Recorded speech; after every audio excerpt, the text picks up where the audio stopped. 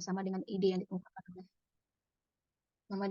dikemukakan oleh Rangga tadi, maka kita bisa mencoba-coba untuk membagi bilangan tersebut dengan 2, 3, 4, 5, dan seterusnya ya. Kemudian kira-kira kenapa tidak dibagi dengan 1?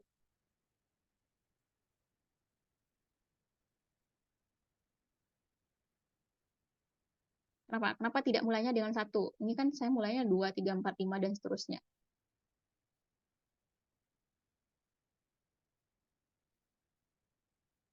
Karena menghasilkan dirinya sendiri juga, bukan?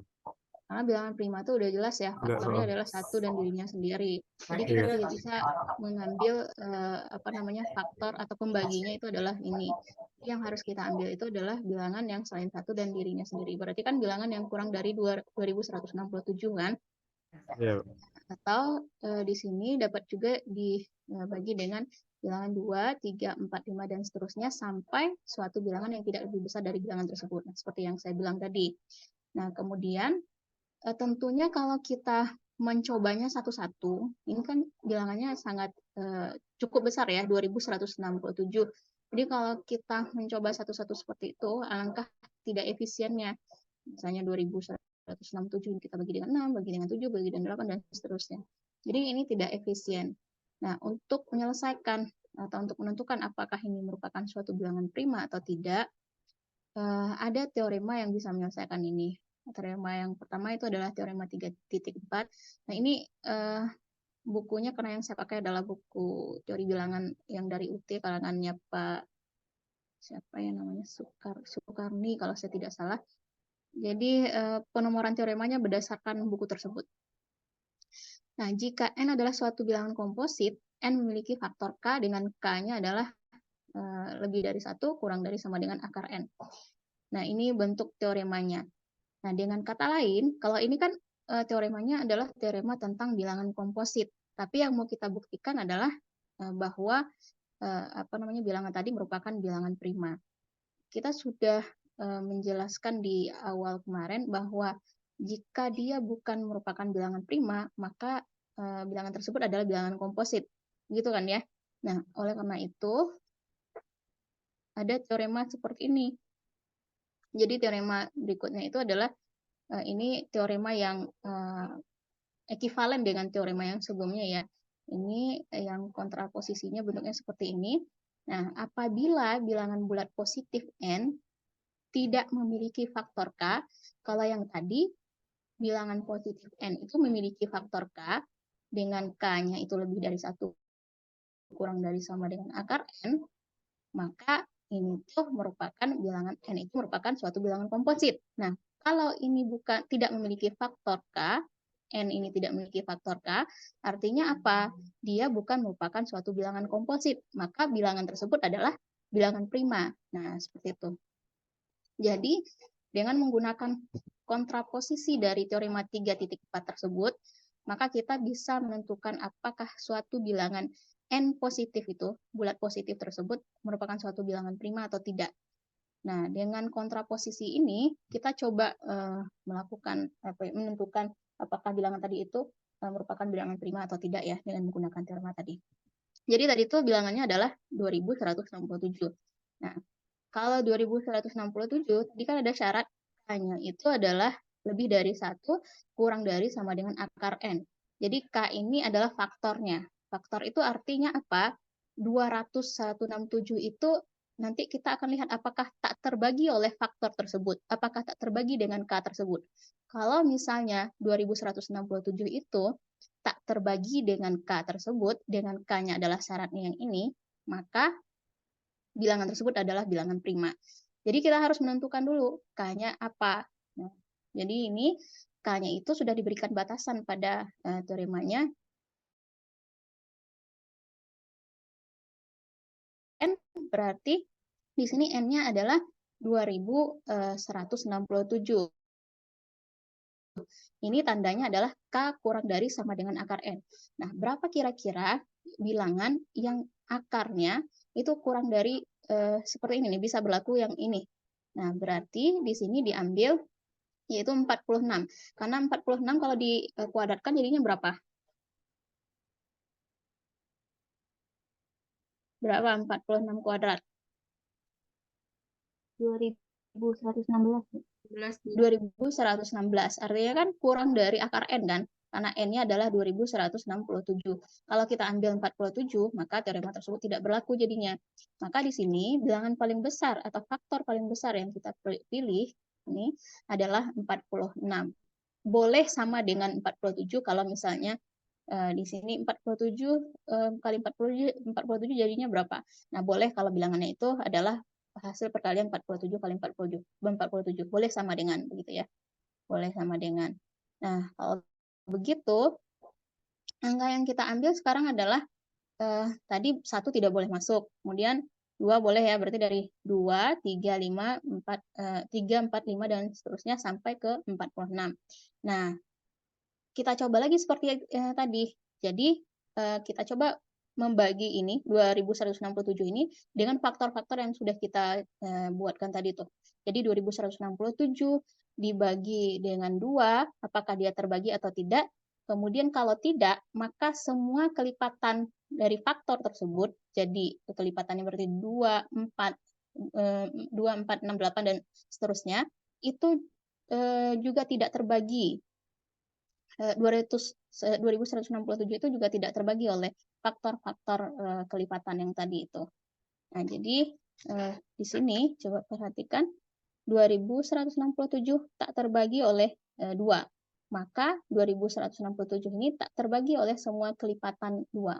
Seperti yang saya bilang tadi, 2167 tidak akan terbagi oleh 4, tidak akan terbagi oleh 6, dan tidak akan terbagi oleh 8, dan seterusnya. Pokoknya yang semua kelipatan kelipatan 2 tidak bisa. Nah, kemudian berikutnya untuk yang ini faktor yang kedua adalah 3. Sama dengan yang cara yang tadi, maka kita lakukan pembagian 2167 dibagi 3, apakah dia terbagi tadi juga tidak akan terbagi oleh oleh kelipatan tersebut ya, bilangan tadi itu. Nah, demikian seterusnya. Misalnya untuk yang 4 juga seperti itu. Kelipatannya berapa? Kalau misalnya 2167 tidak terbagi oleh 4, maka tidak akan terbagi juga oleh kelipatan 4. Nah, demikian seterusnya hingga kita cukup mencoba-coba membagi bilangan tersebut dengan bilangan prima yang kurang dari 4. Nah, kalau kita sudah bisa melakukan itu, maka kita bisa lihat nih, apakah 2167 tersebut terbagi tidak oleh 2, 3, 4, 5, sampai 46. Kalau misalnya tidak terbagi, maka 2167 tersebut merupakan bilangan prima. Nah, itu kesimpulannya. Seperti, sampai di sini?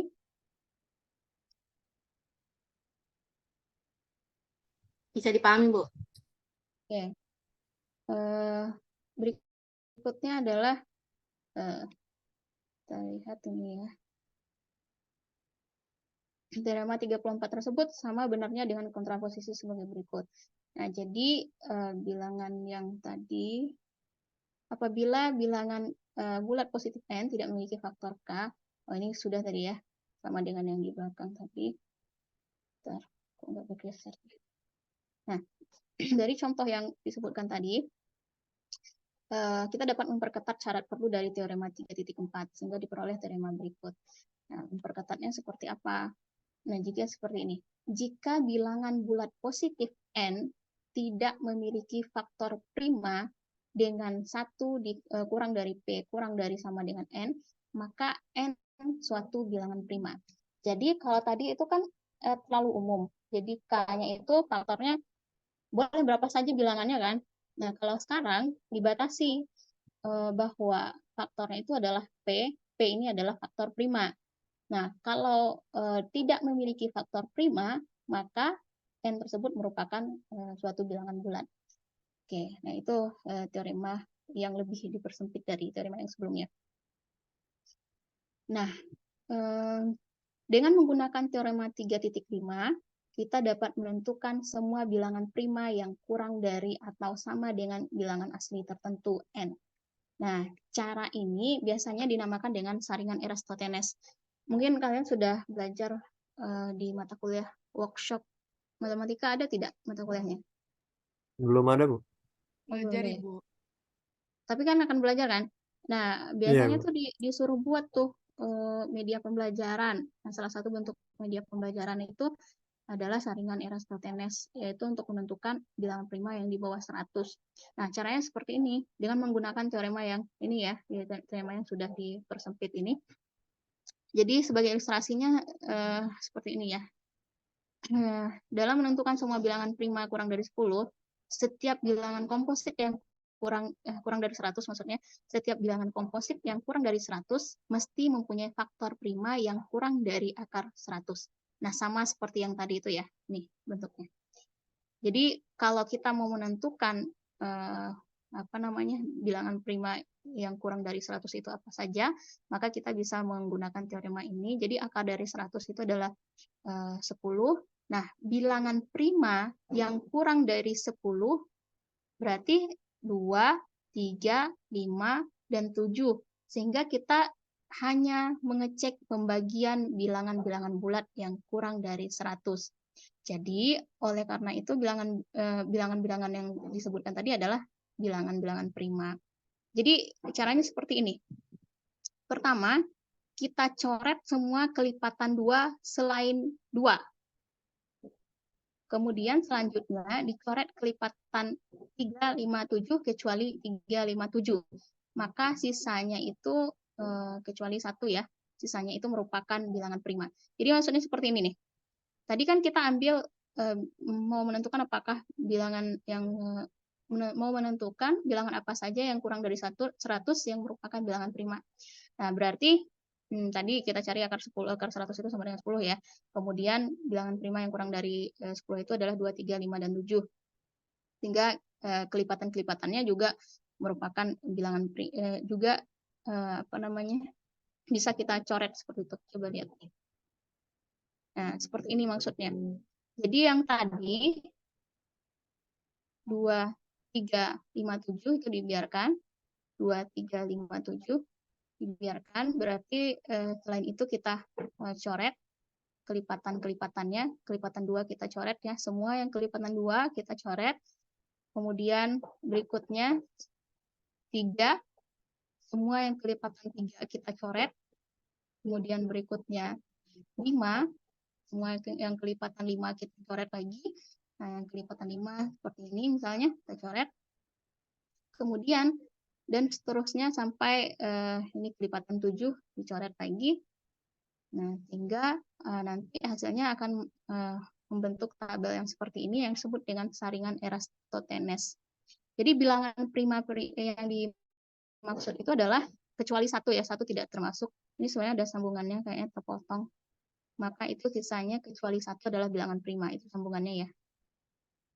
Nah, jadi yang bilangan prima itu adalah 2, 3, 5, 7, 11, 13, 3, kemudian 31, dan 41, 43, 37 juga ya, 47, kemudian 53, lalu 59, lalu 61, lalu 67, lalu 71, 73, 79, 83, 89, dan 97. Nah, saringan Eratosthenes ini kan bilangan yang termuat di sini adalah bilangan 1 sampai 100 saja nih. Nah, kalian bisa memperluas bentuk saringan Eratosthenes ini dengan bilangan apa saja yang diinginkan seperti itu. Bisa 200, kalau 200 berarti kan akar 200. Kemudian kita cari nilai P, bilangan prima yang akar dari 200, yang P-nya itu kurang dari akar 200. Nah, nanti dengan menggunakan proses yang seperti ini lagi, nah bisa dicoret-coret, dicari kelipatannya berapa tadi ya. Misalnya 2, bilangan primanya berarti kelipatan 2 tidak boleh dipakai. Nah, ini kan sudah sampai 7 ya. Berarti setelah itu 11 kalau misalnya kita ambil. Kalau 200 masih 11 kali 11. Oh, enggak masuk. Misalnya kita ambil 400 misalnya. Berarti setelah 7 ini ada 11. Kemudian setelah 11 ada 13. 13 400 masih masuk ya. Oke. Jadi kalau misalnya kita ambil 400, nanti bilangan prima yang akan kita cari kelipatannya berapa saja? Nih, akar 400 berarti kan? Bilangan prima yang kurang dari akar 400 berapa saja? Kurang dari 20 kan? Nah, yang kurang dari 20, berarti bilangan primanya, ini sama dengan 20. Nah, oke, kita cari bilangan-bilangan prima yang kurang dari 20, 1, 2, 3, 1 nggak masuk, sorry. Kemudian 5, kemudian 7, lalu 11, lalu kalau 13 masih termasuk. Termasuk bilangan prima.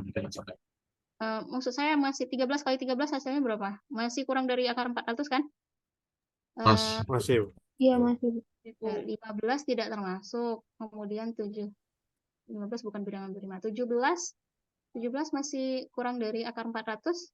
Masih, Bu. Masih. 17. Lalu berapa lagi? 19. 19. Nah, oke. Jadi kan bilangan-bilangan primanya seperti ini nih. Nah, silakan diperluas nanti. Kalau untuk yang kurang dari 100 kan sudah sampai 7 nih tadi kan ya. Nah, kemudian yang kelipatan 11 silakan dicoret. Nah, kemudian yang termasuk bilangan prima itu adalah yang tidak dicoret. Nah, seperti itu cara menentukan bilangan prima menggunakan saringan Eratosthenes. Bisa dipahami sampai di sini? Bisa, Bu. Kalau bisa, silakan dicoba soal yang tugas 5 kemarin dengan menggunakan teorema yang sudah kita pelajari sekarang ini. Misalnya tadi soalnya apa ya? 509 ya? 509. 509 itu kita cari akarnya kira-kira yang di bawah itu mendekati berapa gitu. Coba 509 sama berapa? Ada 2 soal kalau saya tidak salah. Satu lagi apa? 4.567. 4.567. Nah, ini ada 2 soal nih. Silakan dicoba dengan menggunakan cara ini. Jadi cari dulu bilangan-bilangan yang di bawah 509 apa saja.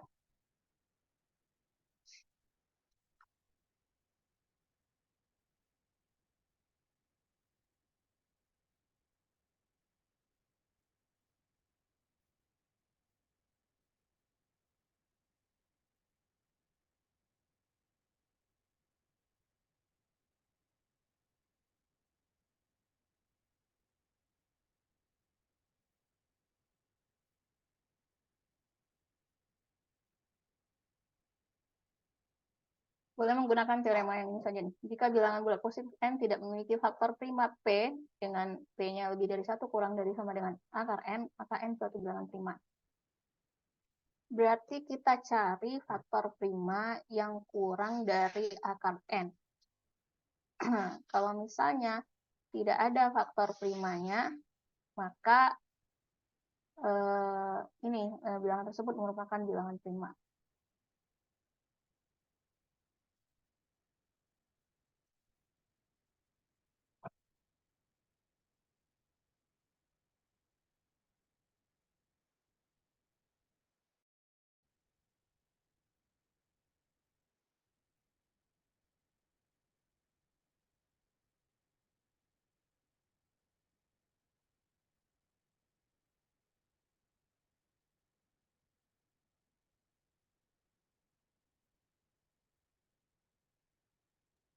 Bu Ani, saya mau nanya buat Mas Tin, Bu. Jadi ngakarin itu cuma buat batas bilangan primanya sampai mendekati angka itu doang kan ya, Bu? Iya, ya betul. Dan lebih dari 1 ya. Oke, Bu. Terima kasih. Saya juga mau nanya juga, Bu. Jadi setelah udah dapet angka prima yang mendekati angka yang dari akar soalnya itu, udah, Bu, kayak gitu aja. Ya, kita lihat apakah itu merupakan faktor dari bilangan prima bilangan yang kita cari. Kalau misalnya dia bukan merupakan faktor dari bilangan yang kita cari, berarti itu merupakan bilangan prima. Faktor itu maksudnya apa? Setelah itu dicari ini ya, Bu, kelipatannya, misalkan kelipatan 2 gitu, kelipatan 3 ya. Ya, seperti itu. Itu sebenarnya kalau kita cari kelipatan itu cuma untuk mempergampang aja. Nah, teorema yang saya sebutkan barusan itu adalah untuk mempersempit atau untuk menyederhanakan begitu. Awalnya kan begini nih. Sekarang yang terlihat di screen kalian apa? Masih Yang tadi ya? apabila, sekarang yang dari contoh tersebut. Nah, dari sini awalnya kan ini nih. Awalnya kan cara menentukan bilangan prima tadi, ide dari Rangga tadi, oh kita bagi Bu dengan faktor-faktor yang mungkin gitu kan. Jadi faktor yang mungkin itu 2, 3, 4, 5 dan seterusnya. Nah, ini tuh sangat repot sekali kan. Karena sangat repot sekali, maka muncullah teorema ini. Teorema itu berbunyi kalau misalnya N itu memiliki faktor K dengan K-nya itu adalah ini, maka bilangan tersebut merupakan bilangan komposit. Nah, selain bilangan komposit kan merupakan bilangan prima ya. Jadi kalau kita buat kontraposisinya, kalau N tidak memiliki faktor K, berarti nggak ada faktor K-nya nih, maka N tersebut merupakan bilangan prima. Artinya apa? Kalau dia tidak memiliki faktor, artinya bilangan tersebut tak terbagi oleh yang angka tadi, yang K tadi. Jadi tak terbagi oleh 2, tak terbagi oleh semua kelipatan 2. Nah, seperti itu. Nah, kemudian ini eh, ini kan cukup apa ya namanya? Masih masih banyak nih pilihan-pilihan bilangannya. Sehingga muncul lagi teorema yang baru yaitu teorema 3.5. Nah, teorema 3.5 ini nih, coba lihat ya, dari sebelum teorema 3.5 itu dikatakan bahwa dari contoh tersebut kita dapat memperketat syarat perlu dari teorema 3.4. Nah, memperketatnya maksudnya seperti ini, supaya kita lebih sederhana lagi caranya untuk mencari apakah itu bilangan prima atau tidak.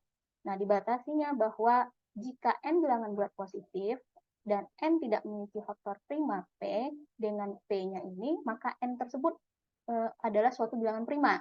Jadi, faktor yang kita cari itu, tadi kan ini K ya. Kalau K itu boleh masuk bilangan apa saja dengan syarat lebih dari 1 kurang dari sama dengan N, akar N. Nah, kalau sekarang disebutkan bahwa K-nya itu adalah faktor prima. Jadi faktor yang merupakan bilangan prima saja begitu. Nah, maka N tersebut merupakan suatu bilangan prima. Nah, kalau tidak memiliki faktor prima, artinya apa? Dari faktor yang sudah kita cari tadi, maka bilangan tersebut tidak terbagi oleh faktor itu. Kalau tidak terbagi oleh faktor itu atau faktor prima itu, maka bukanlah suatu bilangan prima si N tersebut, bilangan tersebut. Nah, begitu. Bisa dipahami tidak? Jadi, supaya mempermudah kita, maka kita bisa mencari faktor primanya saja. Kalau misalnya faktor prima tersebut tidak dapat membagi bilangan tadi, maka itu merupakan bilangan prima. Begitu maksudnya. Bisa dipahami?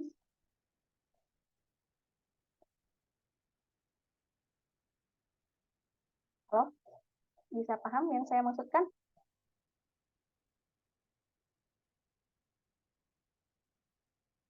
Aura?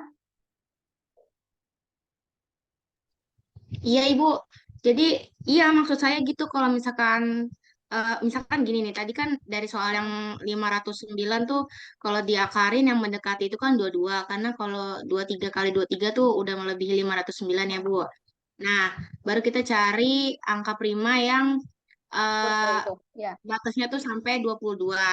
Itu ada 2, 3, 5, 7, 11, 13, 17, 19. Nah, dari angka-angka tersebut baru diujikan ya, Bu.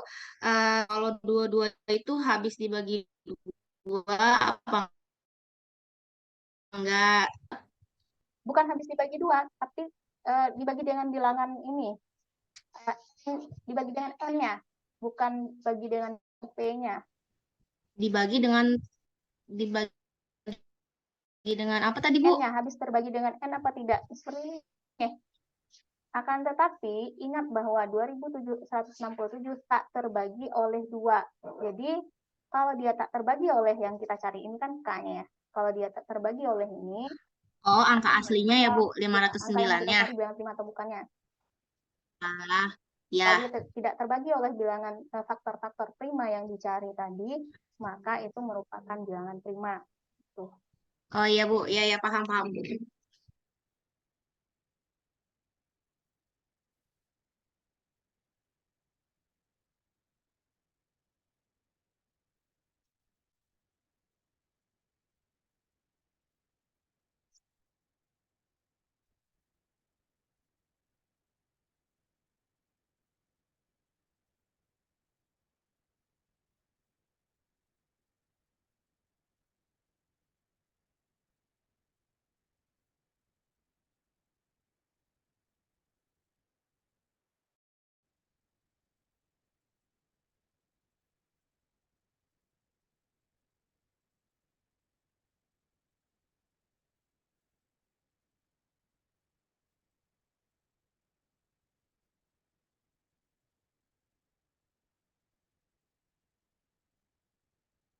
yang sudah selesai boleh apa namanya masukkan jawabannya ke kelas point ya betul ya.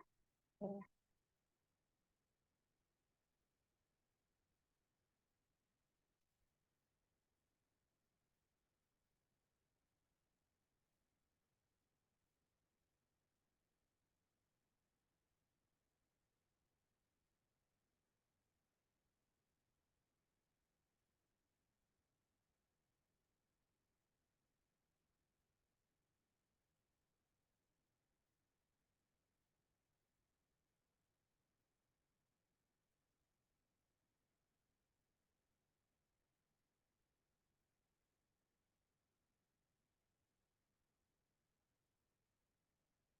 Nah, silakan dua jawaban ya, karena ada dua soal.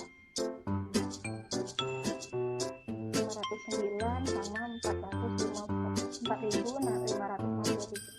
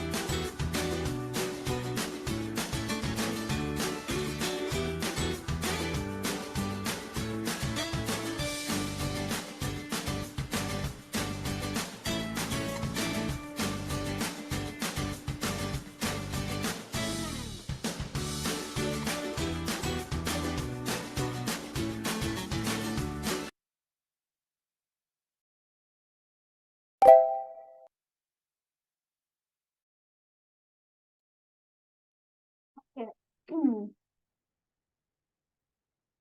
Kita lihat jawaban pertama tadi dari Aura Kasih. Aura Kasih. Aura Sri Asih maksudnya. Nah, dari sini untuk yang untuk yang bilangan 509, kalau kita akarkan itu jadi berapa kalau 509 ini? 22 koma ya? 22, banyak, Bu. Oke. Artinya berarti bilangan yang kita ambil itu faktor primanya adalah yang kurang dari 22. Termasuk 22 atau tidak? Kalau 22 jadinya berapa? 22 bukan, Oh, berarti bukan. 522 termasuk kan? 22 jadinya 484 bukan ya?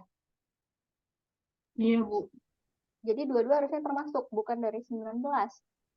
Tapi 22 bukan bilangan prima maksudnya. Ya, Iya, Bu, sama 22 kelipatan 2, Bu. oke. Maksud saya itu yang bilangan 22 memang bukan bilangan ini bilangan prima, tapi ini tuh 22 itu kurang dari akar 509 kan? Iya. Oke. Iya. Nah, kemudian setelah itu baru kita tentukan bahwa ini tuh merupakan bilangan prima atau bukan. Yang terlihat di screen kalian sekarang apa? Terlihat tidak jawaban Aura? Iya, terlihat ya. Lihat, Bu. Kan kayaknya aja kali ya. Nah, nih. Jadi yang diambil Aura itu adalah 22 ya bilangannya, yang kurang dari akar 509. Jadi setelah itu kita lihat, karena yang kita pakai itu adalah teorema yang ini tuh adalah yang kita pilih P-nya sebagai faktor primanya. Nah, sehingga yang kita lihat itu adalah bilangan-bilangan prima saja yang kurang dari 22. Jadi 2, 3, 5, 7, 11, kemudian 13, 17 sama 19. Ini sudah memuat semuanya. Sudah ya, Bu. Kira-kira kita perlu cari kelipatannya tidak kalau untuk yang kita ambil itu adalah bilangan prima. Nggak perlu nggak sih, Bu? Kenapa tidak perlu? Hmm,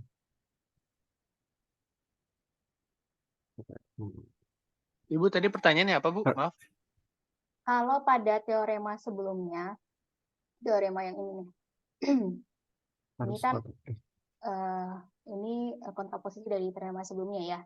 Jadi kita tuh cari faktor K gitu kan, cari faktor K, kemudian apakah bilangan N tersebut terbagi tidak oleh faktor K tersebut. Nah, kalau misalnya terbagi berarti itu merupakan bilangan prima. Kalau tak terbagi maka itu merupakan bilangan prima. Nah, sekarang ini untuk mencari bilangan lainnya berarti cukup mengalihkan kelipatannya begitu. Jadi kelipatan 4, kelipatan 6, kelipatan 8 itu pasti tak terbagi juga. Kalau misalnya 2 tak terbagi. Nah, pertanyaan saya sekarang adalah apakah kalau kita menggunakan teorema yang ini, kita masih perlu tidak mencari kelipatan dari bilangan prima tersebut? Menurut saya enggak sih, Bu. Kenapa? Karena kan Iya, Bu. kelipatan bilangan itu merupakan perkalian antara dua bilangan prima, Bu. Kalau Kayak- kelipatannya pasti bukan merupakan bilangan prima lagi kan? Misalnya ini, Iya. kita gunakan saringan Eratosthenes tadi tuh. Iya. Misalnya kita ambil bilangan primanya 2 kan, lalu coret 4-nya, kemudian coret 6-nya, coret 8-nya, dan seterusnya. Maka yang kita ambil itu adalah bilangan primanya saja, karena kalau kelipatannya pasti bukan merupakan suatu bilangan prima lagi. Nah, begitu. Oke. Ini sudah benar untuk nomor 1. Ini merupakan bilangan prima atau bukan? Bilangan prima, Bu. Ya, prima. Karena apa? Karena tidak ada angka yang bisa membagi faktor prima, tidak ada yang membagi 509, Bu. Tidak Karena membagi. tidak mempunyai faktor prima. Iya. Itu jawabannya kan? Oh Kalau iya. dia punya faktor prima berarti kan bilangan N tersebut terbagi oleh faktor-faktornya tadi. Nah, gitu. Oke, berikutnya ini akar 4.567. Kalau diakarkan sama dengan berapa? 4.567. 67,5, Bu. 67,5. Berarti kita cari bilangan prima yang kecil dari itu ya. Apakah ini saja bilangannya? 2, 3, 5, 7, 11, 13, 17, 19, 23, 29. Itu harusnya 67 ya, Bu, bukan 66. 67 ya, harusnya 67 koma sekian gitu. Tapi karena yang kita cari adalah bilangan primanya saja, faktor primanya saja, sebenarnya 66 juga nggak masuk ke sini. 67-nya termasuk tidak?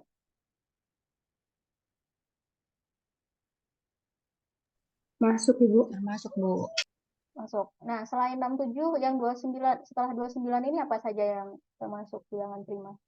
31, 32, 41, 43, 47, 53, 59, 61. Rupanya masih banyak ya. Nah, Aura, apa tadi yang dipikirkan sehingga yang termuat itu adalah yang ini saja?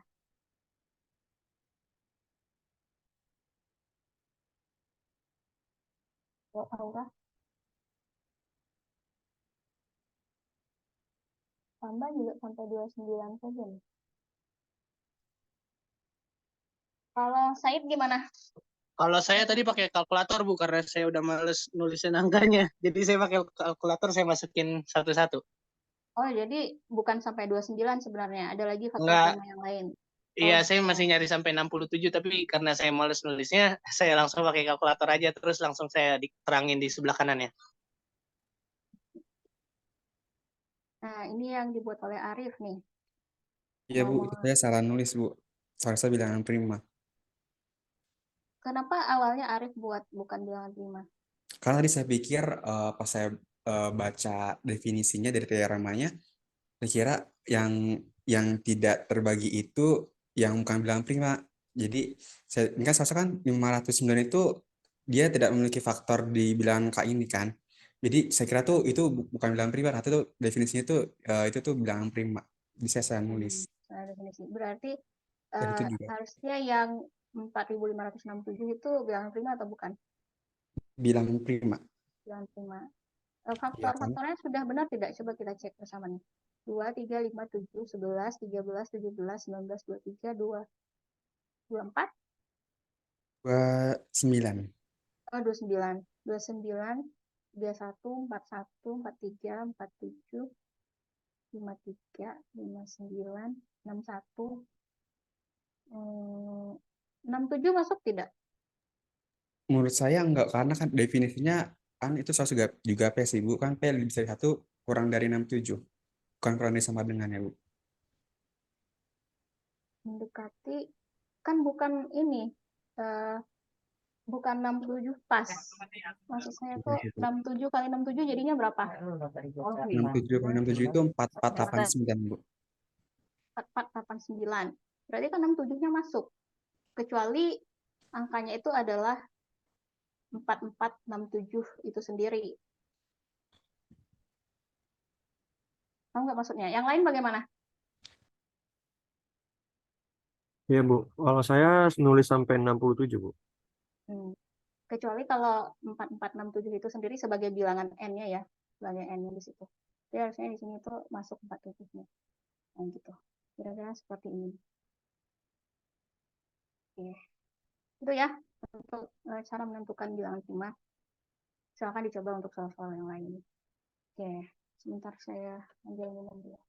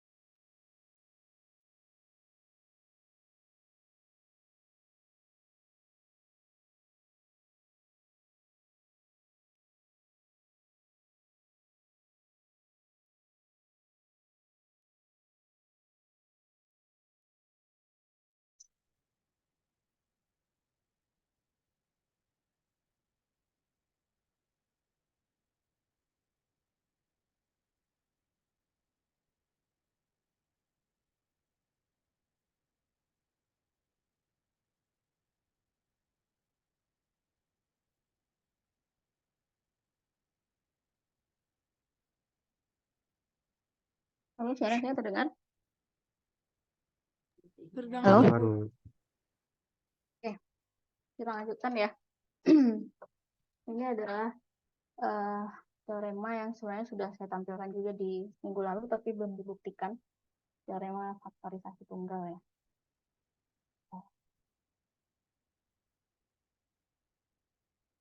Sebelum masuk ke teorema faktorisasi tunggal, ada teorema lain yang perlu diketahui dan sudah saya tampilkan juga sih sebenarnya di buku kemarin, cuma belum dibuktikan saja.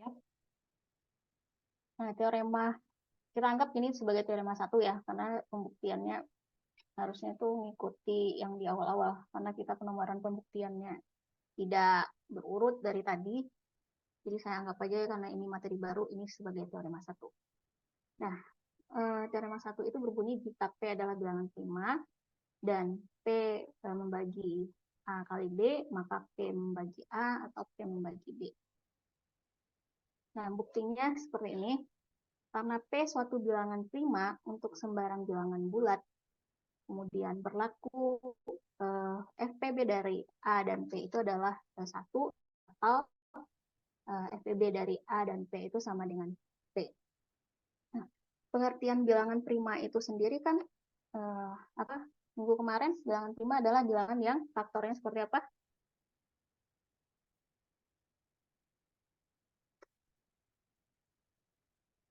Nah, apa pengertian bilangan prima? Bilangannya seperti apa? Pembaginya apa pengertian bilangan prima?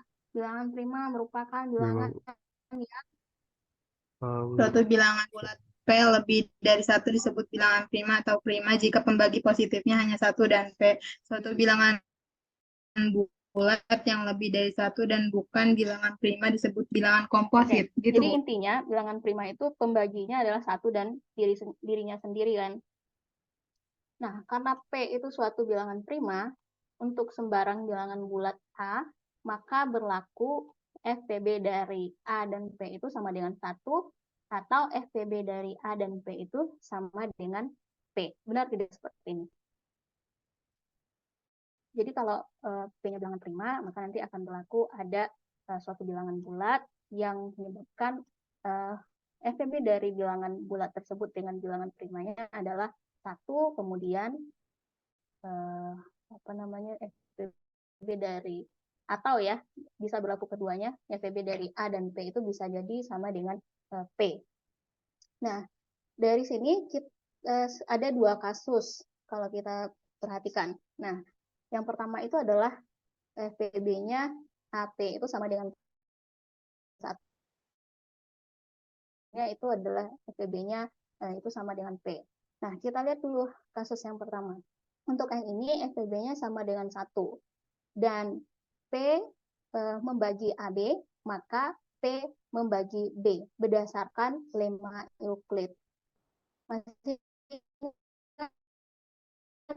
tidak lemma Euclid yang seperti apa? Ini sudah dipelajari harusnya sebelum belajar tentang bilangan prima ya, sama dengan Bu Yayu. Masih ingat bagaimana bentuk lemma Euclid tersebut? Jika apa? Jika apa, maka apa. Sehingga kita bisa buat bentuk yang seperti ini nih.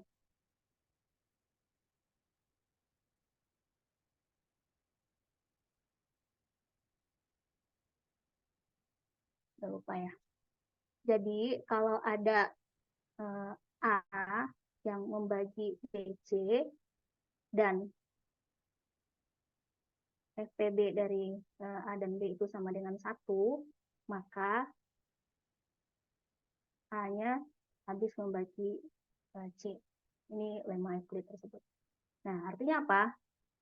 Kalau misalnya A dan B dan P itu FPB-nya sama dengan 1, dan kita punya P yang habis membagi AB berdasarkan yang diketahui ini ya. Nih, maka kita bisa buat bahwa P-nya habis membagi B berdasarkan lemma Euclid. Nih, sama tidak nih bentuknya nih? Ini A habis membagi BC, dan A dan B itu faktor FPB-nya adalah sama dengan 1. Maka A habis dibagi C. Nah, sekarang kita punya FPB A dan P itu sama dengan 1. Kemudian P habis membagi A dan B. Maka tentulah P habis membagi B. Nah, seperti itu. Berarti ini benar ya, sudah berlaku yang ini. Nah, kemudian ini untuk kasus pertama tadi yang mau kita buktikan. Ini yang pertama. Kemudian yang mau kita lihat adalah ini. Yang kedua itu adalah ini. Yang kedua, yang pertama tadi ya. Yang pertama. Yang kedua. Yang kedua itu adalah jika FPB dari A dan P itu sama dengan P, yang kedua, maka P membagi A, definisi dari FPB. Nah, masih ingat definisi FPB seperti apa? FPB dipelajari di pertemuan keberapa sama Bu Yayu?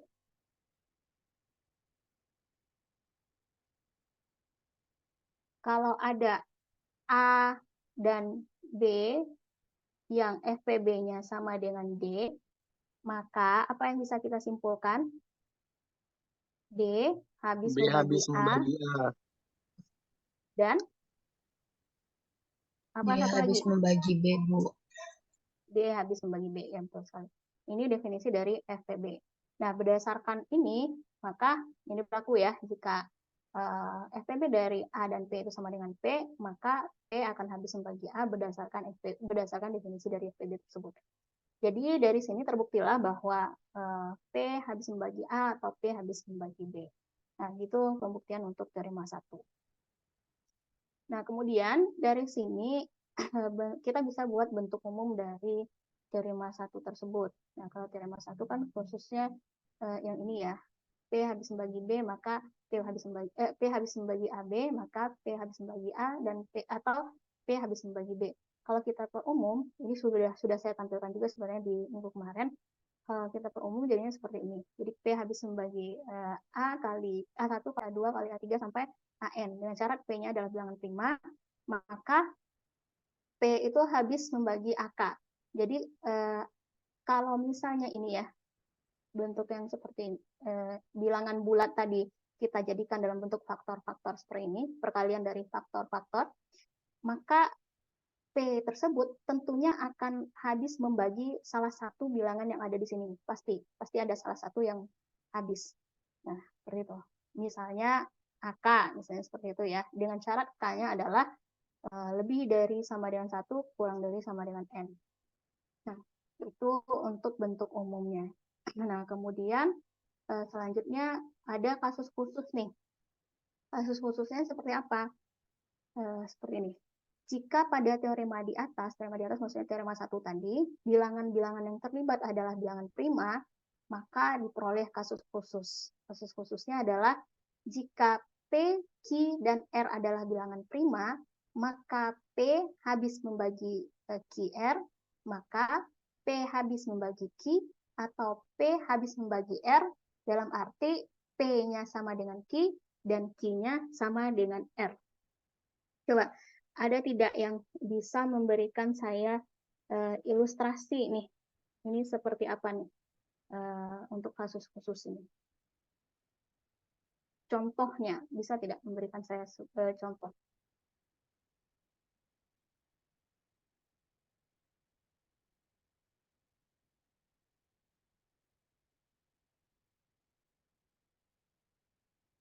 Seperti apa? Misalnya 3 habis membagi 15.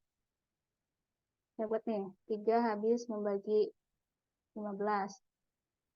Nah, kemudian kita buat 15 itu menjadi perkalian dari faktor prima. Jadinya apa? 5 dan 3. 5 dan 3, atau 15 kan bisa kita buat 3 kali 5 gitu ya. Nah, artinya apa? Kalau P habis membagi 15, maka P habis membagi 3 kali 15. Dengan kata lain, P habis membagi 3 atau P habis membagi 5. P habis membagi 3 atau P habis membagi 5. 15 ya. Nah, gitu ya. Dengan kata lain apa? Pastilah salah satunya itu akan sama, maksudnya seperti ini. P akan sama dengan salah satu faktor primanya, benar tidak? Kalau di sini apa faktor primanya yang sama?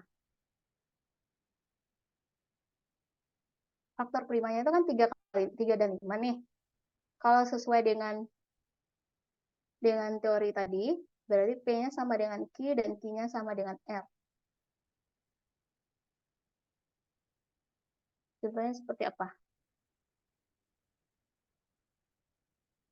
Dari sini. Ini faktor-faktor primanya. Berarti kan ada salah satunya kan yang akan sama nih bilangannya. Karena apa? Karena di sini ini faktor prima dari sini kan. 3 habis membagi 3 jadinya kan. Berarti apa? 3 sama dengan 3. Nah, itu maksud dari teorema yang ini. Jadi kasus khususnya adalah untuk bilangan prima. Nah, begitu. Itu salah satu ilustrasinya. Nah, bentuk umum dari kasus khusus ini, jadi yang ini kita perumum lagi. Jadi jika ada P, kemudian Q1, Q2, sampai Qn adalah bilangan prima, itu adalah bilangan prima ya semuanya, maka kita bisa membuat P habis membagi Q1 kali Q2 sampai Q3 sampai Qn, maka P-nya pasti akan sama dengan salah satu di antara bilangan yang ada di sini. Pasti. Contohnya yang ini tadi kan. Nih. Berarti 3 akan sama dengan 3. Jadi 3 habis membagi 3. Kalau P-nya 3, kemudian Q-nya juga 3. Contohnya. Nah, itu maksud dari bentuk umum kasus khusus ini. Ilustrasinya seperti itu. Nah, kemudian kita masuk ke teorema faktorisasi tunggal. Nah, di minggu kemarin saya juga sudah singgung tentang ini, tapi belum ada pembuktiannya. Pemfaktoran suatu bilangan bulat positif yang lebih besar dari 1 atas faktor prima yang tunggal, atas faktor-faktor prima adalah tunggal, kecuali urutan dari faktor-faktornya. Di minggu kemarin, saya berikan contoh 210 kalau tidak salah ya, 210. Nah, dari teorema ini dinyatakan bahwa pemfaktoran suatu bilangan bulat positif yang lebih dari 1, ini kan bilangan bulat positif kan, lebih dari 1, atas faktor-faktor prima adalah tunggal kecuali urutan dari faktor-faktornya. Nah, kemarin 210 ini faktor-faktor primanya apa saja? 2, 3, 5, 7. 2, 3, 5, 7. Nah, kemudian bisa juga dibuat sebagai 3, 7, 2, 5. Lalu apa? 7, 3, 5, 2. Boleh dibuat seperti ini dan lain-lain seperti itu ya kalau masih ada.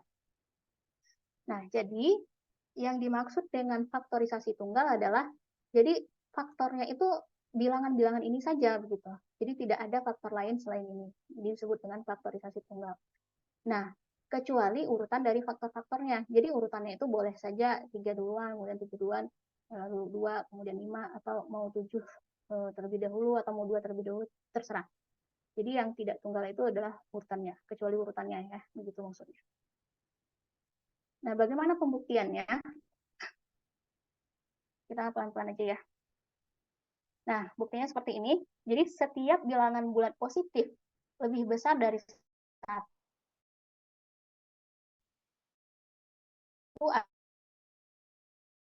adalah bilangan prima atau bilangan tersebut dapat dinyatakan sebagai hasil perkalian dari bilangan-bilangan tertentu, prima tertentu. Nah, contohnya ini tadi. Jadi bilangan yang lebih besar dari 1 itu dapat dinyatakan hasil dari perkalian bilangan-bilangan prima tertentu. Contohnya 210 hasil perkalian dari 2 kali 3 kali 5 kali 7.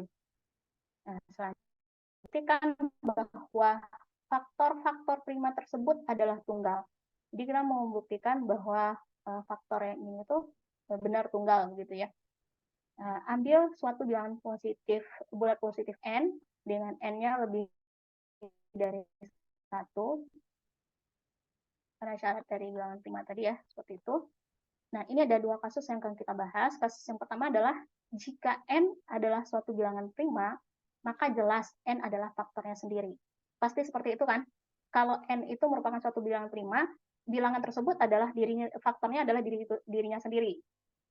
Benar kan? Oke, karena faktor dari suatu bilangan prima itu kan dia dan 1, dirinya sendiri dan 1. Berarti ini pernyataannya benar nih. Kemudian di kasus 2, nah ini saya ambil dari, ini masih sama dengan penjelasannya dengan buku UT, karena saya malas ngetik, saya screenshot saja dari yang sudah ada. Kasus 2, jika n adalah suatu bilangan komposit, dan andaikan pemfaktoran n di atas adalah bilangan-bilangan prima tidak tunggal. Jadi kita mau membuktikannya secara kontradiktif ini. Jadi kita lihat kontradiksinya. Kita tadi di di teoremanya kan kita mau membuktikan bahwa prima itu tunggal nih, faktor-faktornya adalah prima tunggal.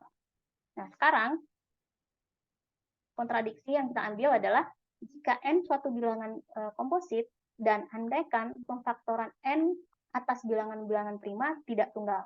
Jadi kita anggap tidak tunggal nih faktor dari bilangan dari n tersebut. Jadi faktor primanya tidak tunggal. Kita anggap seperti itu. Berarti bisa jadi ada faktor-faktor yang lain, ada bilangan-bilangan lain selain 2, 3, 5, 7 tersebut. Begitu maksudnya di sini. Nah, misalkan n itu bisa kita tulis menjadi A1 merupakan hasil perkalian dari faktor-faktor A1, A2, sampai AJ gitu. Karena tadi misalkan tidak tunggal faktor-faktor primanya, maka n itu bisa juga ditulis sebagai perkalian faktor prima lainnya. Nah, misalnya B1 kali B2 sampai BK. Nah, dengan AI dan BS adalah faktor-faktor prima dari n. Nah, seperti saya bilang tadi ya, ini tuh adalah faktor prima. Jadi ada faktor prima lain, sehingga tidak tunggal nih faktor primanya. Nah, kita misalkan saja yang tadi itu adalah AI dan BS, dengan I-nya batasannya adalah dari 1 sampai J, kemudian S-nya dari 1 sampai K, dan syarat yang lain lagi adalah J-nya itu harus kurang dari sama dengan K. Nah, dan misalkan pula A1, A2, A3, dan seterusnya itu adalah A1 lebih dari A2, A2 lebih dari A3, dan seterusnya. Jadi sudah terurut seperti itu. Bilangan yang dimaksud ini sudah terurut dari yang kecil sampai yang besar. Nah, ini juga seperti itu. Kita misalkan B1, B2, B3 sampai BK itu sudah terurut ya. Jadi B1 lebih dari B2, B2 lebih dari B3, dan seterusnya. Nah, kalau seperti itu, berarti karena N sama dengan A1 dikali dengan A2 dikali dengan sampai AJ ya, maka A1 tentunya habis membagi N, sudah pasti. Sedemikian sehingga A1, kalau A1-nya habis dibagi N, maka A1-nya juga habis dibagi BK. Kira-kira kenapa? Karena N-nya sama dengan ini tadi. N-nya sama dengan B1, B2, sampai BK. Berarti kalau kita mengatakan A1 habis dibagi N, maka itu sama juga dengan menyatakan bahwa A1 itu habis dibagi B1, B2, habis membagi B1, B2 sampai BK. Jadi, menurut bentuk perumuman kasus dari teorema 1, nah kasus perumuman yang tadi ya, umuman dari teorema 1 tadi. Nah, yang ini, teorema 1. Ya, tuh, yang ini tadi. Maka A1 sama dengan BK. A1 sama dengan salah satu B yang di sini. Kalau sesuai dengan teorema perumuman tadi. Sampai di sini bisa dipahami tidak? Teorema perumumannya itu kan yang ini tadi nih. Ini adalah bilangan prima, maka salah satu dari faktor-faktornya itu pasti sama dengan P, seperti itu. Maka kalau ada bentuk yang seperti ini, A1 habis membagi B1 kali B2 dan seterusnya, maka kita bisa buat A1 itu pasti salah satunya itu sama dengan BX. Anggaplah salah satu di antara yang ini, seperti itu. Dengan X-nya, syaratnya itu adalah lebih besar dari sama dengan 1, kemudian kurang dari sama dengan K. Nah, tadi kan kita punya permisalan B1, B2, sampai BK itu sudah terurut seperti ini, dari yang kecil sampai ke yang besar. Maka dengan seperti itu kita bisa menyimpulkan bahwa A1-nya pasti kurang dari sama dengan B1, ya kan? A1-nya tadi sama dengan BX nih. Nah, maka mengingat ininya sama dengan B1 lebih dari B2 sampai lebih dari BK, maka pasti A1-nya kurang dari sama dengan B1. Nah, selanjutnya begitu juga untuk yang kalau tadi kan yang kita ambil N-nya sama dengan A1, A2 sampai AJ nih. Nah, sekarang kita ambil N-nya sama dengan B1, B2 sampai BK perkalian ya. Nih, karena tadi ada dua permisalan. Permisalan pertama, kemudian permisalan untuk faktor yang kedua, faktor prima yang kedua. Nah, jadi setelah itu, untuk yang ini, maka sama seperti yang di atas tadi, sama seperti ini, maka B1 membagi N ya, membagi habis N, sedemikian sehingga B1-nya itu pastilah membagi habis A1, A2, sampai AJ. Karena apa? Karena N-nya itu juga merupakan hasil perkalian dari faktor-faktor prima tadi. Maka kita bisa menulisnya seperti ini. Jadi B1 itu membagi habis A1, A2, sampai AJ. Nah, menurut teorema perumuman yang tadi lagi, yang teorema yang satu tadi ya, bahwa jika ada bentuk yang seperti ini, B1 membagi habis A1 kali A2 dan seterusnya, maka pastilah B1 itu sama dengan salah satu yang ada di sini. Pasti.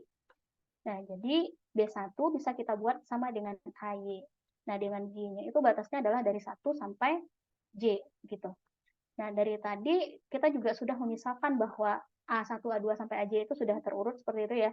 Maka kita bisa menyimpulkan karena B1-nya sama dengan AY dan Y-nya itu lebih dari sama dengan 1 kurang sama dengan J, maka kita bisa menyimpulkan B1 kurang dari sama dengan A1. Nah, dari dua hal tersebut, ini A1 kurang dari sama dengan B1, kemudian B1 kurang dari sama dengan A1, maka bisa kita simpulkan bahwa A1-nya sama dengan B1. Artinya apa? Kalau A1-nya sama dengan B1, maka untuk yang lainnya juga A2, A3, sampai perkalian dengan AJ ini B2, B3 itu sama begitu. Nah, itu. Kemudian berikutnya, jika proses sebelumnya dilanjutkan, jadi maksudnya proses yang tadi itu kita lanjutkan, yang tadi kan misalkan ini ya, kita lanjutkan lagi, maka akan diperoleh hasil sebagai berikut. Kalau tadi kan kita baru peroleh A1 sama dengan B1. Nah, sekarang kalau kita lakukan hal yang sama, maka akan kita peroleh, ini baru kita ambil A1 nih. Lalu ini kita ambil B1. Ini A1, ini B1. Maka hal yang sama yang kita lakukan terhadap A2, B2, dan A3, B3, maka nanti kita akan peroleh, kalau untuk A2 sama dengan B2, maka diperoleh seperti ini. A3 kali A4 sampai kali AJ itu akan sama dengan B3 kali B4 sampai kali BK. Ini juga seperti itu ya. Kalau ini A3, B3, maka di sini dimulai dari A4, A5. Jika J-nya sama dengan K, nah kalau J-nya kita buat sama dengan K, J yang ada di sini, itu sama dengan K, maka proses di atas akan berhenti pada, jadi kan kalau kita ganti nih, J-nya sama dengan K, maka akan berhenti pada AJ sama dengan BK. Sudah pastilah itu ya. AJ sama dengan BK, maka seperti ini. Maka terjadi kontradiksi. Nah, kontradiksi sebenarnya apa? A1 sama dengan B1, A2 sama dengan B2, kemudian dan seterusnya sampai AJ sama dengan BK. Kontradiksi dengan yang mana coba? Kontradiksi dengan yang mana? Ini kan diperoleh A1 sama dengan B1, A2 sama dengan B2, AJ sama dengan BK nih. Kontradiksinya dengan yang mana? Dengan pernyataan apa kontradiksinya? Kita kan membuktikan ini tadi, itu untuk menyatakan bahwa faktorisasi pada bilangan prima itu bersifat tunggal kan. Di awal kita sudah menganggap bahwa dia tidak tunggal nih. Maka terjadi kontradiksi katanya. Kontradiksinya yaitu pada saat ini nih, kalau AJ sama dengan BK, maka kan perhatikan ini, A1 sama dengan B1, A2 sama dengan B2 jadinya kan, dan seterusnya. Yang artinya apa? Bentuk pemfaktoran dari N itu adalah tunggal. Karena ini sama nih, kalau A1 sama dengan B1, A2 sama dengan B2, ini sama dengan ini. Berarti kan cuma ada satu faktor tunggal, begitu kan, faktor prima yang tunggal dari nilai N tersebut. Nah, seperti itu. Bisa dipahami tidak maksudnya? Ini A1 sama dengan B1, B2 sama dengan B2, yang artinya bentuk pemfaktoran dari N adalah tunggal. Karena sama semuanya ya, A1 sama dengan B1. Jadi pengandaian harus diingkari dari teorema 2. Dan teorema 2, pengandaian harus diingkari dan teorema 2 tersebut terbukti benar. Gitu. Karena di awal teorema 2 tadi, untuk kasus 2 ini, kita mengandaikan ini nih, pemfaktoran N itu bilangan-bilangan primanya tidak tunggal. Nah, tidak tunggal. Ternyata yang kita peroleh adalah A1-nya sama dengan B1, A2-nya sama dengan B2, dan AJ-nya sama dengan BK. Artinya apa? Kalau sama berarti kan dia tunggal. N itu pemfaktorannya tunggal. Jadi pengandaian yang kita buat tadi salah, dan teorema 2 terbukti benar jadinya. Nah, seperti itu yang dimaksud. Oke ya. Itu pembuktian dari teorema 2, faktorisasi tunggal. Masih ada 2 teorema lagi. Saya coba bahas lagi ya, untuk teorema berikutnya. Nah, teorema ketiga ini, bunyinya adalah banyaknya bilangan prima adalah tak berhingga. Oke, kita memang sudah tahu ya, pasti banyaknya bilangan prima itu adalah tak berhingga. Namun, kita perlu bukti apakah benar bilangan prima ini tak berhingga. Nah, buktinya seperti ini. Bentar.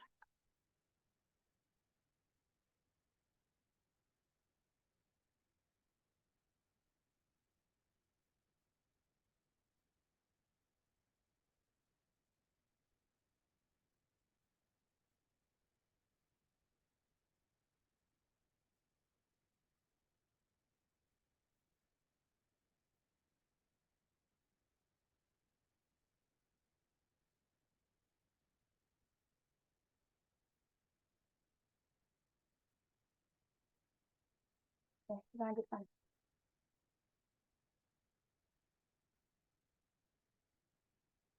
Nah, misalkan P1, P2, dan seterusnya adalah urutan bilangan prima dari yang terkecil. Andaikan Pn adalah bilangan prima yang terbesar. Nah, ini kita masih menggunakan kontradiksi ya untuk membuktikannya. Karena kontradiksinya di mana coba? Nih, coba perhatikan, ini kita misalkan P1, P2 sampai tak hingga adalah urutan bilangan-bilangan prima yang terkecil nih. Lalu diandaikan bahwa P adalah bilangan prima yang terbesar. Nah, kontradiksinya kira-kira apa nih dari sini? Kalau saya menyatakan Pn adalah bilangan prima yang terbesar, artinya apa? Apakah bilangan tersebut tak berhingga? Kalau ada bilangan prima yang terbesar? Berhingga. Artinya berhingga, Bu. Artinya berhingga. Berhingga. Oke. Karena kalau tak berhingga itu pasti kita tidak bisa menentukan apa bilangan prima terbesarnya, dan kita juga tidak bisa menentukan sampai berapa ya begitu jumlah bilangannya. Kemudian di sini konstruksikan suatu bilangan bulat positif P dengan P sama dengan P1, P2 dikali Pn ditambah 1. Ini misalkan seperti itu ya. Kita mau mengkonstruksi suatu bilangan bulat positif, anggaplah bilangan bulat positifnya itu adalah ini P1, P2 sampai Pn. Ini merupakan faktor-faktor primanya. Ini P1, P2 adalah urutan bilangan prima dari yang kecil, berarti ini merupakan faktor prima. Dan ditambah 1. Kalau ditambah 1 pasti hasilnya adalah suatu bilangan bulat positif. Nah, karena P adalah bilangan bulat positif yang lebih besar dari 1, maka P akan habis dibagi oleh sekurang-kurangnya satu bilangan prima di antara P1, P2, sampai Pn. Ini sudah pasti ya. Coba nih. Karena P adalah bilangan bulat positif, nah, P bilangan bulat positif terserah apa saja nih, yang syaratnya lebih besar dari 1, maka P tersebut akan habis dibagi oleh sekurang-kurangnya satu dari bilangan prima yang ini tadi. Jadi antara faktor primanya itu pastilah bisa dibagi habis oleh P tadi. Nah, misalkan PK-nya itu adalah dengan K-nya lebih dari 1 kurang sama dari N, lebih dari sama dengan 1 kurang dari sama dengan N, ini ya, misalkan yang ini dengan PK, dengan syarat PK-nya ini habis membagi P, jadi PK-nya habis membagi P dengan bentuk yang seperti ini, dan PK itu habis membagi P1, P2 sampai Pn. Nah, menurut teorema keterbagian, karena tadi kita sudah punya P1, P2 sampai Pn ditambah 1, kemudian kita punya PK dengan K-nya lebih dari sama dengan 1 kurang sama dengan N, dan karena PK habis membagi P, kemudian PK habis membagi P1 sampai Pn, maka pastilah PK itu habis membagi 1. Kenapa kira-kira? Teorema keterbagian. Masih ingat tidak? Tidak ingat juga ya. Oke, silahkan nanti dibuka kembali bukunya tentang teorema keterbagian ini materinya ya. Maka bisa kita peroleh bentuknya seperti ini. Nah, hal ini tidak mungkin terjadi karena PK adalah suatu bilangan prima. Jadi terjadi kontradiksi. Nah, ini bagaimana menjelaskan ini? Hal ini tidak mungkin terjadi karena PK adalah suatu bilangan prima. Penggandaian harus diingkari. Nah, kenapa? Coba jelaskan ini. Hal ini tidak mungkin terjadi karena PK adalah suatu bilangan prima.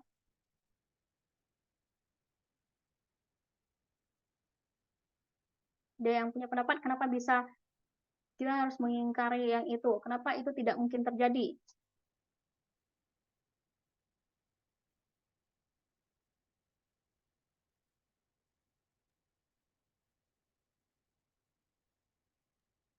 Karena satu itu kan faktornya bilangan prima ya, Bu. Nah, faktornya itu nggak mungkin punya faktor yang dia faktorin, Bu. Nah, berarti PK itu kalau PK habis membagi 1, berarti kan PK-nya harus sama dengan 1 kan? Jadi PK-nya itu tidak mungkin sama dengan 1. Nah, maka hal ini tidak mungkin terjadi karena PK adalah suatu bilangan prima, sedangkan PK di sini kan harus sama dengan 1. Berarti tidak mungkin terjadi kan? Jadi ini kontradiksi gitu. Jadi penggandaian harus diingkari. Nah, yang kita andaikan tadi apa? Pn adalah bilangan prima terbesar. Jadi kalau penggandaian yang sudah kita ingkari, maka ini sudah tidak terbukti begitu. Jadi penggandaiannya salah. Maka yang benar itu adalah yang ini, banyaknya bilangan prima adalah tak berhingga. Artinya, tidak dapat ditemukan bilangan prima terbesar Pn atau banyaknya bilangan prima adalah tak berhingga. Artinya, sama juga dengan teorema 3 tadi. Oke, begitu. Nah, ini teorema 3 lagi. Ini teorema 4 ya.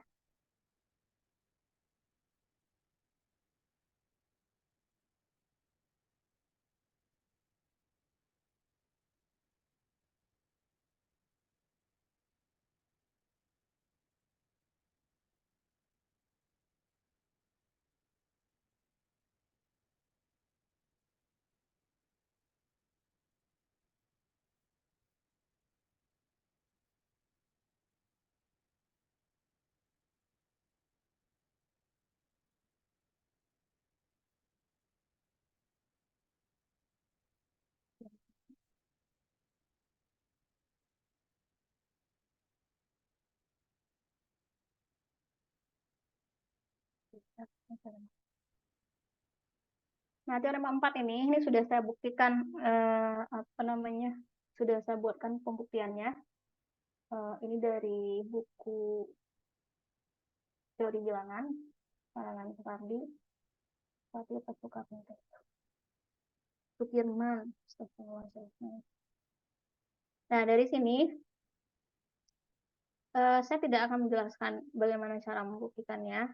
Silakan dipelajari kembali. Nah, minggu depan saya minta ada salah satu dari rekan-rekan mahasiswa sekalian yang bisa menjelaskan pembuktian dari teorema 4 ini. Nah, itu sebagai tugasnya. Kalau saya pilih secara acak harus ada yang bisa ya. Jadi di teorema 4 ini bunyinya adalah dalam suatu barisan bilangan prima, jika Pn menyatakan bilangan prima ke N, maka ada Pn kurang dari sama dengan 2 dipangkatkan dengan 2 pangkatkan dengan N kurang 1. Nah, ini pembuktiannya, silahkan nanti dibaca kembali. Untuk hari ini kita cukupkan sampai di sini dulu ya, karena saya ada rapat lagi setelah ini. Jadi keluar 10 menit lebih awal. Oke, terima kasih sudah hadir perkuliahan pada hari ini. Semoga ilmu yang diperoleh berkah. Assalamualaikum warahmatullahi wabarakatuh. Waalaikumsalam. Ibu, Assalamualaikum warahmatullahi wabarakatuh. Ibu maaf, Terima kasih, Bu. Ya, izin menginfokan Bu, ini dari mahasiswa ada beberapa yang masih request Bu, apa namanya, belum di ACC gitu Bu, di Teams-nya. habisnya udah dari seminggu yang lalu baru join. Udah semua kok nih requestnya, tidak ada yang Oh, lagi. oke Bu. Terima kasih Bu, itu aja. Berarti tugasnya belum dikumpulkan ya? Padahal lain tugasnya itu kemarin. Lainnya tanggal 9, Bu. Tanggal 9 Bu. Tanggal 9 itu hari, oh ya Allah, hari Jumat ini ya? Iya, Hari Kamis 11.59. Iya. Karena kita kuliahnya hari Jumat kemarin. Jadi, Iya Bu. Oke. Soal nomor 5 itu udah dijawab. Silakan jawab soal yang lainnya untuk minggu depan. Silakan dipelajari dulu pembuktian dari teorema yang ini. Jadi teori bilangan itu banyaknya membuktikan kayak gini ya. Saya kalau disuruh membuktikan juga perlu waktu yang lama sebenarnya. Nah, jadi saya silakan untuk kalian pelajari untuk dijelaskan minggu depan. Karena saya udah buktikan 3 teorema lainnya. Bagi-bagi ya kalian yang teorema keempat. Oke, demikian untuk hari ini. Terima kasih sudah hadir kuliah. Semoga ilmunya berkah. Assalamualaikum warahmatullahi wabarakatuh. Waalaikumsalam warahmatullahi wabarakatuh. Terima kasih Bu. Terima kasih. Terima kasih, Bu. Oh, ya.